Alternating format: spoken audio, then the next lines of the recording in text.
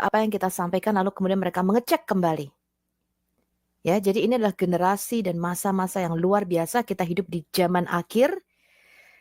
Kita menantikan kedatangan Tuhan Yesus yang kedua kalinya. Saya rasa He's coming soon ya, He's coming back soon ya. Saya nggak tahu berapa lama lagi. Tapi kita betul-betul hidup di dalam masa-masa yang kitab Daniel katakan akan ada banyak pengetahuan yang dibukakan.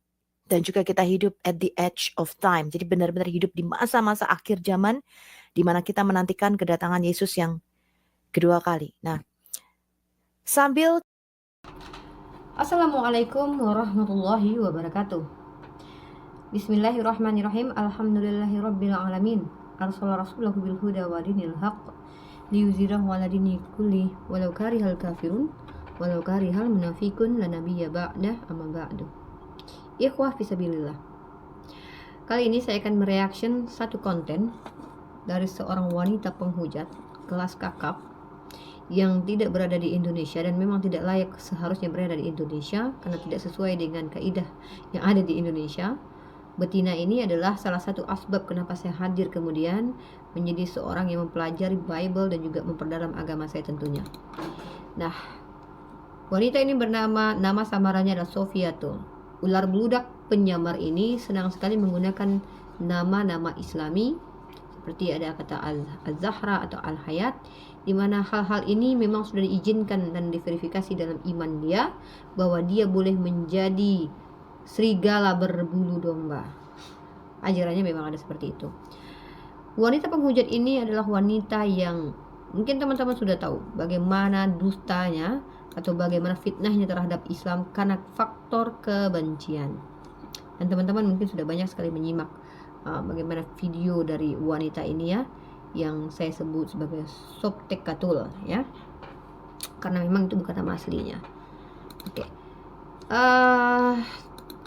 Saya ingin menunjukkan kepada Anda sedikit cuplikan hujatannya, tetapi mungkin teman-teman sudah melihat tadi dia berbicara bahwa kata dia, kita sedang menunggu Tuhan.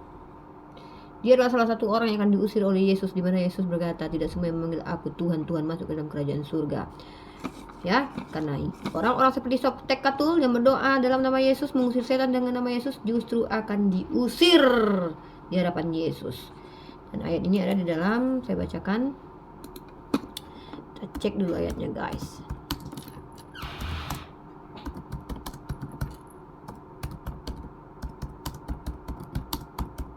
Oke, kita bacakan ayatnya. Dalam Matius pasal 7 nomor 21 ya. Matius pasal 7 7:21. Bukan setiap orang yang memanggilku Tuhan, Tuhan akan masuk ke dalam kerajaan surga, melainkan dia yang melakukan kehendak Bapakku. Sofiatul, apakah melakukan kehendaknya Bapaknya Yesus dengan tidak membatalkan hukum Taurat? Tentu dia pemakan babi. Dia pemakan babi, teman-teman. Nah, kemudian banyak orang akan berkata padaku di hari itu kelak, Tuhan, Tuhan, bukankah kami telah bernubuat dengan namamu? Pasti Sobtekatul ini bernubuat dengan nama Yesus, bukan dengan nama Bapaknya Yesus. Nah, maka dia termasuk orang-orang yang akan diusir oleh Yesus. Pede sekali kau Sobtekatul, ya. Kau mengikuti ajaran yang bukan datang dari Yesus, tapi kau mengikuti ajaran iblis karena mulutmu penuh dengan kebencian. Salah satu contoh saya akan tunjukkan.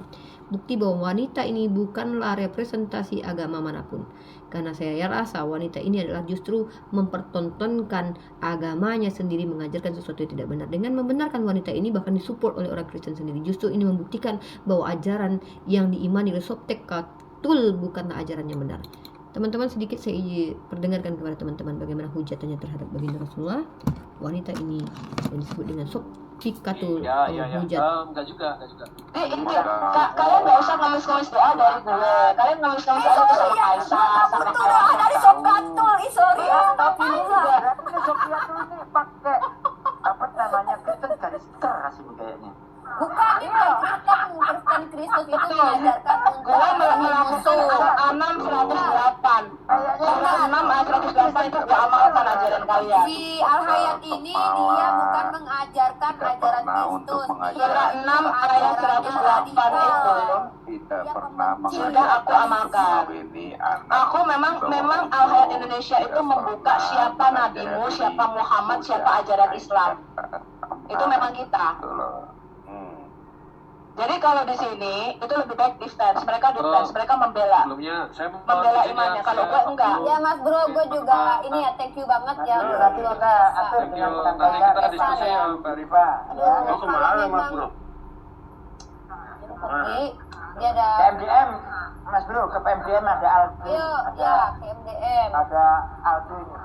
Bakar kotoran dan pakai kotoran manusia tuh makan tuh kan beritakan firman kepada mereka yang meminum air kencing mereka sendiri itu gimana lu Kamu yang minum air kencing ontak. lalu tuh kata Tuhan tuh apa ajarkan ajaran itu kepada mereka yang meminum air kencingnya sendiri itu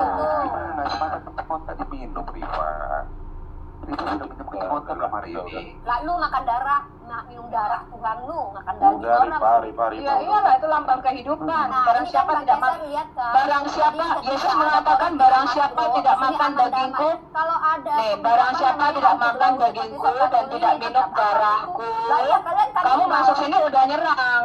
Lu Ya, kan dulu. kalau kamu Lu yang masuk masa belakang, baik-baik, lu kita yang pun di-mute sama baik-baik. Mas Bro. Enggak, lu enggak baik-baik dari awal. Enggak masalah. Oh, masalah di Gua mute. enggak pernah di-mute sama Mas Bro, berarti siapa yang Nggak boleh mute, orang dia takut sama kalian. Kalian perlu tahu ya, di sini nggak ada yang berani sama muslim. Di sini nggak ada yang berani sama Di muslim. mana-mana lu enggak pernah diskusi secara baik dengan umat Islam. Lu adalah Di FIC tuh nggak ada yang berani sama muslim, tahu nggak? Nah, ini adalah salah satu video di mana kami pernah berdiskusi baik-baik dengan teman-teman FIC, tapi dia masuk kemudian mengatakan bahwa teman-teman Kristen yang baik kepada kami itu takut dengan kami gitu. Dia mendiskreditkan teman-temannya, mengatakan teman-temannya takut. Padahal sebenarnya dia ini adalah tipikal wanita yang luar biasa ya. Selain mulutnya betul-betul kotor, tetapi juga dia menunjukkan kebenciannya kepada kita umat Islam. Nah, lalu wanita ini berbicara tentang masalah ketuhanan. Dan wanita ini mengatakan bahwa kita sedang menunggu Yesus. Yakin gak sih kalian Yesus menebus dosa wanita seperti ini? Coba. Oke, kita lanjut melihat videonya si Softtek Katul ya, yang lagi tadi saya putarkan. Kita menunggu nih teman-teman yang ada di YouTube ya untuk join dengan kita. Saya nanti akan memberikan linknya ya. Saya akan kasih Anda link di YouTube. Ya. Saya tergelitik ya karena begitu viralnya Elia Miron kemarin ya. Isa tidak sama dengan Yesus. Inilah yang selalu apologet Indonesia gembar-gemborkan sejak awal ya. Kami meletakkan dasar ya di mana Bu Uti Watimena, kemudian saya, teman-teman dari CIA ya. Pak Erben sendiri ya, apologet ini. Dan itu membuat perubahan yang signifikan. Kalender Indonesia diganti, teman-teman. Yang tadinya kenaikan Isa Al-Masih dan kematian Isa Al-Masih sekarang menjadi kenaikan Tuhan Yesus Kristus dan kematian. Inilah dia ya, ajarannya Softtek Katul itu bisa dirubah-rubah oleh manusia yang ke belakang kemudian. Kalau di zaman dulu masih ada yang mengatakan bahwa Yesus dan Isa adalah sama karena Bible-nya itu diterjemahkan dari Yesus menjadi Nabi Isa. Kemudian setelah lahir generasi-generasi seterusnya, mereka ketakutan ketika kita menunjukkan bahwa Nabi Isa adalah Yesus, tidak mengajarkan apa yang mereka imani. Mereka meminta Kemenak atau mereka meminta pemerintah kita untuk mengganti. Dan itu bisa berubah. Bayangkan teman-teman ya, betapa agama ini tidak konsisten. Ajaran yang tidak konsisten bisa dirubah-rubah sesuai dengan perspektif keinginan mereka masing-masing. Kalau mayoritas mengatakan A, kemudian bisa berubah. Mayoritas mengatakan B, kemudian bisa dirubah. Ini yang saya maksud apa? Ajaran yang mudah terdistorsi karena adanya keputusan bersama untuk merubah suatu pendapat ataupun suatu pandangan. Mengerikan sekali kalau ajaran seperti ini ya. Makin lama semakin tertinggallah ajaran yang sebelum-sebelumnya. Nah, belum lagi kita lihat bagaimana Softtek Katul dan kawan-kawan Kristen sekarang ini mengatakan rame-rame bahwa Yesus itu bukanlah Isa atau Isa bukanlah Yesus, mengatakan bahwa Isa dalam perspektif Al-Quran itu salah. Sementara yang kita lihat ada gereja Isa Al-Masih.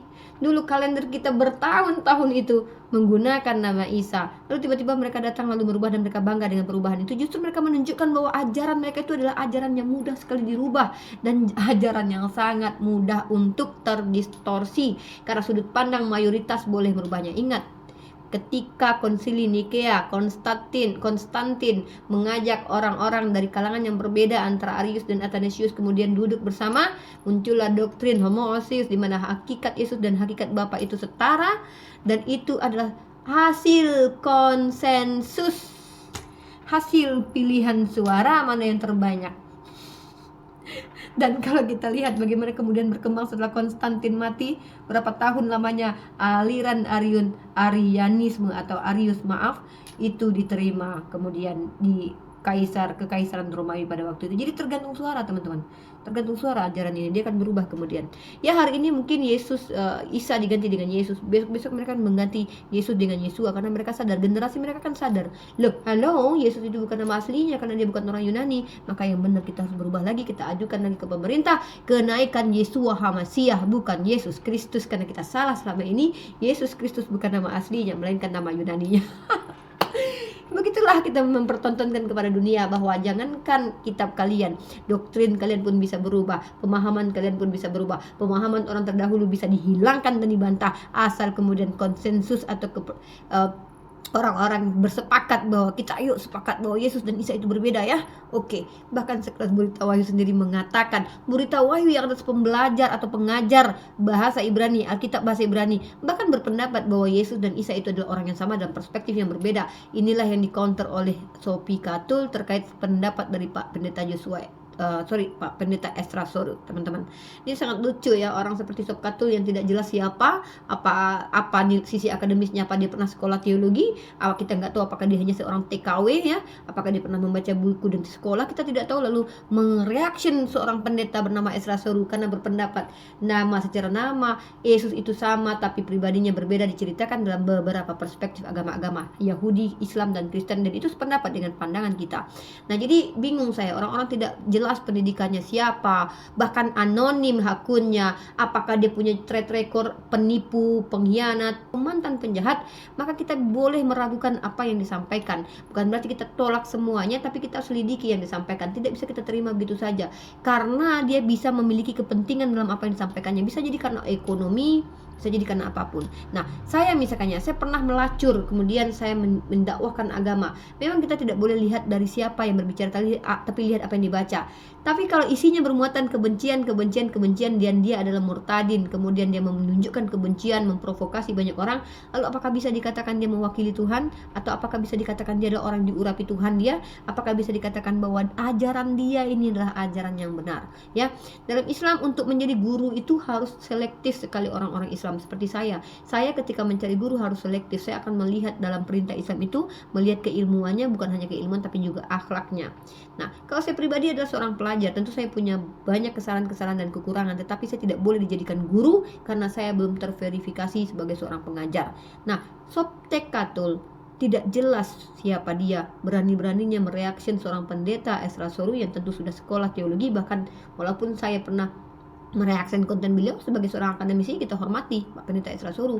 Ini orang bernama Sophie Catul, tidak jelas siapa, anonim, mukanya nggak pernah kelihatan, track recordnya kita tidak tahu, motivasi hidupnya juga kita nggak mengerti, profilnya nggak jelas, tiba-tiba mereaction berkaitan dengan agama, berbicara tentang agama, untuk mereaction orang-orang yang sudah berada di jalur, bahkan memiliki background secara akademis dalam ranah agama Kristen tentunya, sekelas Pak Pendeta Ezra Soru. Bayangkan, orang yang nggak jelas mereaction seorang yang jelas, kalian pilih yang mana? Kalian pilih yang mana? Penghujat lagi yang mereaction. Jadi Kristen-Kristen kebanyakan yang memilih Sophie Catul ini adalah Kristen-Kristen yang memang memiliki Islamofobia, membenci Islam. Saya rasa Sophie Catul bisa menghancurkan nama baik Pak Pendeta Ezra Soru ya. Kenapa? Karena saya lihat banyak teman-teman Kristen itu justru lebih suka dengan penghujat, bukan lebih suka dengan orang yang mengedukasi. Ya, Pak Erben sendiri ya, apologet ini, dan itu membuat perubahan yang signifikan. Kalender Indonesia diganti, teman-teman. Yang tadinya kenaikan Isa Al-Masih dan kematian Isa Al-Masih, sekarang menjadi kenaikan Tuhan Yesus Kristus dan kematian Tuhan Yesus Kristus. Ini perubahan yang signifikan, teman-teman. Apa yang kami lakukan itu sangat signifikan. Suara apologet itu signifikan. Jika tidak, maka MUI dan Mualaf Center tidak mungkin ketakutan dengan kita. Ya, jika suara para apologet di YouTube ini tidaklah signifikan, maka tidak mungkin MUI menangkap MKC. Tidak mungkin MUI mempenjarakan Pak Gracia Pelo ataupun anak Batak ataupun teman-teman lain, Pak Yusuf Kala misalnya. Kenapa? Karena mereka ketakutan, teman-teman. Jadi apa yang kita suarakan di media sosial itu bukan sesuatu yang main-main. Meskipun saya tahu ya, dulu teman-teman mungkin sebelum zaman YouTube ataupun zaman TikTok, mereka berjuang lewat website, lewat Facebook misalnya ya. zaman Faith Freedom, ya, saya nggak tahu ya, itu mungkin tahun berapa, saya belum aktif ya, tahun 80-an kali ya, saya masih kecil ya, tahun 80-an, Faith Freedom dari Alisina itu begitu luar biasa. Ya, kemudian dari beberapa kiai-kiai besar yang kemudian menjadi Kristen, pergerakan mereka dalam menjawab ini juga cukup besar dampaknya, dan itu merupakan Kiai-kiai besar yang menjadi Kristen. Kiai mana? Kiai yang ngaku di Yusuf Manubulu mungkin ya, yang ketika membacakan surat apa katanya tiba-tiba ayat apa yang dibaca gitu. Mungkin yang dimaksud Katul ini kiai seperti ini kali ya. Nama saya Pak Aman, saya asli suku Sunda. Latar belakang saya bukan orang Kristen, saya dari Muslim. Puji Tuhan, saya sudah mengikuti Tuhan dan tidak mimpi saya menjadi orang percaya. Saya sebagai guru ngaji, saya juga punya saya juga orang Muslim asli. Ya puji Tuhan, saya bisa percaya sama. Tapi dia dikatakan di Alkitab, di Al-Quran saya dikatakan dia itu jalan Shirathul Mustaqim, jalan yang lurus. Sampai saya mengungkap Al-Quran sehingga saya percaya sama Tuhan Yesus.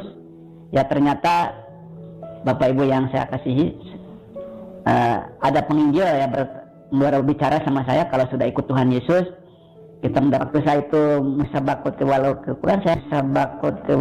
ke Quran. Saya baca ayat-ayat Al-Quran yang menyatakan bahkan Isa Al-Masih itu besar di dunia, besar di akhirat. Bahkan ada lagi yang menyatakan Isa Al-Masih itu tahu hari kiamat. Nah, kalau Isa Al-Masih bukan Allah, tidak mungkin tahu hari kiamat. Maka saya dari situ saya tanya-tanya sama guru-guru ngaji saya, sama ustadz-ustadz. Nah, mereka jawabannya, kalau kamu baca ayat itu kamu bisa menjadi orang kafir. Saya ada satu hadis mengatakan inna dinna indallahi Islam. Menarik sekali untuk dibahas ya, di mana Sob Katul mengatakan bahwa dulu di sekian tahun 80-an banyak sekali orang murtad dari kalangan kiai, tapi di tangan Sob Katul dan para apologet Kristen banyak sekali orang-orang ustadz-ustadz yang smart dari kalangan Islam menjadi murtad. Salah dua contohnya yang tadi kita simak videonya. Ya Allah, kalau seperti itu yang ditangkap, dipilah, dipoles oleh Sob Katul dan kawan-kawan, saya redo ya. Justru saya malu kalau ada orang-orang seperti tadi menjadi agama Islam gitu. Ada yang mengaku ustadz guru ngaji, tapi mustakabalatul tikal apa itu yang dibaca itu? Apa yang dibaca barusan itu? Dan kemudian juga ini kalau orang-orang lagi butuh uang nih ya, nggak ngerti agama nih, dipilih itu bisa ngaku apa aja gitu, disonding dari belakang bisa aja. Saya nggak tahu ya, apa karena Sofiatul mengajarkan agamanya dengan cara menghujat dan juga berdusta atau berbohong demi kemuliaan Tuhan. Kenapa dustaku harus dihakimi? Karena itu tertulis dalam ajarannya. Maka yang ditangkap, dipilah, dibersihkan oleh Sofiatul dan kawan-kawannya adalah orang-orang seperti tadi. Ada hadis bunyinya adalah inna dinna indal, apa itu? Ya ampun. Saya rela kalau itu yang dijamah oleh Yesusnya teman-teman Kristen ya, karena ternyata nanti orang-orang Kristen itu hanya kumpulan orang-orang seperti tadi yang ngaco dan gak jelas, dan orang itu yang berkumpul dengan Sob Katul ya. Nggak apa-apa bagi kita umat Islam. Ya kita lanjut lagi, apa kata si Sob Katul tukang hujat ini lagi ya guys. Gerakan pemurtatan yang pertama di Indonesia, terjadi pergolakan yang besar-besarnya, banyak orang muslim murtad. Ini adalah gelombang kedua yang jauh lebih dahsyat daripada gelombang pertama teman-teman. Kenapa? Karena media sosial tidak bisa dibendung. Karena itu saya menghimbau semua teman-teman ya, kita mempunyai channel-channel yang luar biasa. Video-video daripada Al-Hayat tidak pernah saya kenakan copy strike. Saya ulangi sekali lagi. Pelayanan Sofia Azara di Al-Hayat Indonesia bukanlah bermotivasi uang dari YouTube. Sampai sekarang saya tidak 1 sen pun mendapatkan uang dari YouTube. Ya, saya tegaskan sekali lagi. Karena itu saya belum bisa berapologet secara full time. Kenapa? Saya masih harus memenuhi kebutuhan hidup saya. Ya, saya makannya masih nasi, teman-teman. Saya masih makan soto, masih makan nasi goreng, masih makan babi rica, ya. Belum makan kemenyan sama kembang 7 rupa. Ya, nanti kalau saya sudah makan kembang 7 rupa, mungkin bisa full time, ya. Nggak usah beli beras, nggak apa-apa. Ya, saya punya keluarga, teman-teman. Dan saya punya teman-teman yang harus saya bantu juga selain saya. Ya, ada saudara-saudara dan teman-teman yang harus saya bantu. Dan mereka semua masih makan nasi, masih butuh pakai baju, ya. Belum makan kembang 7 rupa. Ya, kalau saya sudah bisa berapologet full dari YouTube, maka saya akan melakukannya full. Nah, visi daripada Al-Hayat Indonesia jelas. Keberhasilan seorang pemimpin adalah kita menghasilkan apologet muda. Karena itu Al-Hayat Ministry, ya, kita akan jadikan organisasi non-profit dan kita akan mengumpulkan untuk menghasilkan the new generation, untuk menghasilkan generasi-generasi baru dalam hal apologetika. Apologetika ini adalah pelayanan khusus dan panggilan khusus, teman-teman. Saya menemukan panggilan pelayanan berapologetika ini kira-kira 5 tahun lalu. Ya, mungkin akhir tahun 2019. Pada waktu itu saya tidak tahu apa itu apologetika. Karena saya pada dasarnya adalah Sudah terlihat pada akhirnya apa tujuannya sebenarnya ya. Tujuan menghujat hanyalah untuk membuktikan bahwa dia masih makan soto, masih makan babi. Dia butuh biaya buat beli itu, guys. Makanya dia melakukan penghujatan seperti itu. Karena kalau kita lihat memang secara skala ini ya, presentasi apa yang ditonton oleh orang-orang Kristen justru banyak para apologet penghujat. Kalau para pendeta yang memberikan edukasi, ilmu itu tidak akan didengarkan oleh jemaatnya. Yang didengarkan itu sekelas Sob Katul, Kiamat, ya, Rudi Sipamora, Mikana, orang-orang yang nggak jelas ini sanad keilmuannya, nggak jelas ini siapa dia ini, tapi mampu menghujat agama Islam, memancing sakit hati umat Islam, maka inilah yang akan disupport oleh mayoritas orang-orang Kristen. Ya, makanya Sob Katul bahasanya cukup halus ya. Saya masih makan soto, masih makan babi. Jadi tolonglah kasihlah saya donasi. Mungkin seperti itu kali ya. Makanya sih bilang, ini orang apa sih gitu kan. Siapa sih dia ini? Ya, coba kalian bayangin kalau dia adalah seorang TKW gitu. Tiba-tiba menjelma menjadi apologet yang membacakan agama gitu. Kalau saya berasal dari background, saya adalah seorang yang memang belajar dari MTS, aliyah, kemudian kuliah dalam dunia PAI, pendidikan agama Islam. Saya mempelajarinya gitu. Secara akademik saya belajar. Nah, ini Sob Katul ini siapa gitu. Sehingga kok banyak orang Kristen yang mendengarkan, karena saya tahu orang yang mendengarkan Sob Katul adalah orang-orang yang memang Islamofobia, suka dengan penghujatan yang dilakukan oleh Sob Katul. Semakin menghujat semakin ramai itu komal atau room yang diadakan oleh Sob Katul sendiri, ya. Pelayan Tuhan atau hamba Tuhan yang saya suka sekali bergerak di bidang penginjilan, itu dasarnya saya, ya. Dasarnya saya memang suka sekali bergerak di bidang misi dan penginjilan. Saya suka memberitakan kabar baik, ya. Dari dasar itulah saya menemukan pelayanan yang cukup unik, yaitu apologet. Di mana apologet ini saya belajar bagaimana caranya menjadikan apologet yang baik, ya. Ternyata kita mempunyai dua sisi. Ada apologet yang membela, defense, ada apologet yang ofensif. Saya memilih jalur yang ketiga, yaitu jalur mengobrak-abrik, membongkar ajaran Islam yang busuk ini, ya. Yang itu tidak bisa dilakukan semua orang. Makanya saya mengatakan tidak semua bisa mengikuti apa yang saya lakukan. Kalau Anda tidak punya preparation, a good preparation, persiapan yang baik, Anda tidak punya knowledge atau pengetahuan yang baik, jangan ikuti langkah saya. Anda mungkin bisa seperti teman-teman lainnya yang defense, ya, yang membela, mau dipukuli juga Anda diam-diam aja, ya. Kita menyaksikan bahwa Kristen itu bukan ajaran tampar pipi kiri kasih kanan. Melalui Sob Katul kita lihat sisi lain dari Kristen, bahwa Kristen itu sebenarnya ajaran yang sangat frontal, teman-teman, dari sisi Sob Katul sendiri. Bahwa semua ajaran kasihilah musuhmu, tampar pipi kiri kasih kanan itu hanya bullshit. Dibuktikan oleh Sob Katul sendiri, dimana dia sangat terlihat kebenciannya terhadap Islam dengan mengatakan ajaran Islam ajaran yang busuk. Ajaran yang busuk adalah ajaran yang menentang ajaran para nabi, dimana mengatakan Tuhan itu lebih dari satu, ya, dimana mengatakan bahwa hukum yang diberikan oleh Tuhan mengungkung manusia di dalam kutuk dosa, dan mengatakan Tuhan itu terkutuk, Galatia pasal 3:13. Mengatakan Tuhan itu manusia, mengatakan Tuhan itu butuh makan, mengatakan Tuhan itu mati teraniaya oleh hamba-hambanya. agar orang-orang berdosa seperti Sobkatul ini OTW surga tanpa perlu berbuat baik. Jadi ini adalah ajaran untuk orang-orang penjahat-penjahat seperti MKC, Sobkatul, murtadin-murtadin yang mengaku berdusta itu, karena mereka memang butuh juru selamat untuk apa? Menyelamatkan diri mereka, karena mereka ini adalah orang-orang yang sangat-sangat banyak dosanya. Jadi mereka membutuhkan tumbal untuk apa dosa yang mereka lakukan. Mereka butuh tumbal. Siapa yang ditumbalkan? Tuhan. Karena mereka diciptakan oleh Tuhan, mereka tidak mau bertanggung jawab dengan dosa-dosa mereka. Jadi orang-orang seperti Sobkatul ini adalah orang-orang yang memang menunjukkan kepada kita umat Islam bahwa sesungguhnya Kristen pada akhirnya menurut representasi Sobkatul, ajaran untuk para penjahat, berkumpul para penjahat yang mana banyak dosa, pada akhirnya menjadi dipulihkan oleh Yesus dan tanpa perlu berbuat baik kemudian. Karena berbuat baik atau tidak tetap OTW surga. Beda dengan kita. Hasilkanlah buah perbuatan kalian. Dalam Islam itu tidak ada cerita kau bertobat kalau kau tidak berbuat baik. Itu bohong. Dalam Islam sendiri kau yang harus bertanggung jawab dengan dosa-dosamu, bukan Tuhan. Karena kau diberikan kehendak bebas. Nah, ini ajaran yang busuk. Apa itu? Menghina Tuhan dengan mengatakan Tuhan berkelamin. Kalau dalam perspektif Islam ya, dia menuduh agama kita agama yang busuk. Maka saya mengatakan dalam perspektif Islam ajaran busuk mengatakan Tuhan berkelamin, butuh disunat, butuh makan ikan goreng.